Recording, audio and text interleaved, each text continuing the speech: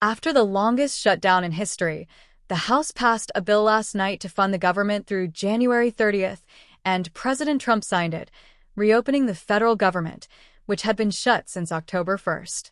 The deal to resume government functions came together after 8 Democratic senators broke ranks, allowing Republicans to pass a funding bill without extending the enhanced health care subsidies Democrats were fighting for. The package also included reinstatement of federal workers who were laid off during the shutdown and a controversial provision allowing some Republican senators to sue over investigations related to January 6, 2021. 6 Democrats also voted with Republicans in the House. Some things will quickly resume with the government back up and running.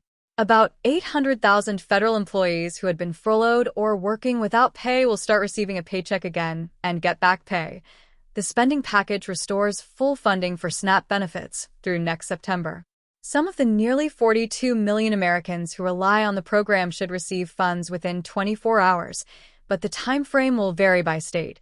But it could be a while until everything is back to normal. The FAA started cutting flights to ease pressure on temporarily unpaid air traffic controllers last week, causing travel disruptions that peaked on Sunday with nearly 3,000 flight cancellations and 11,000 delays.